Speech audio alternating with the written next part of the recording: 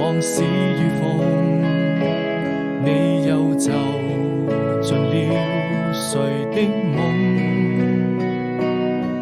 在哪裏才是你心的歸處？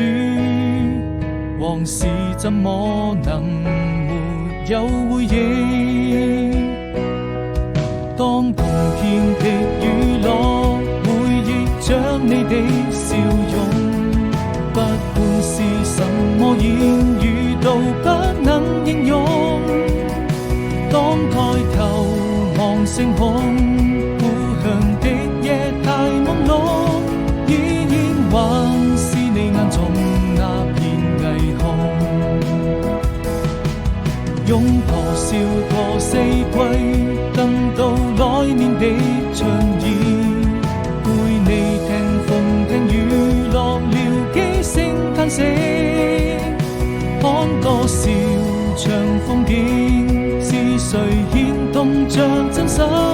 生命中每個人相聚又別離。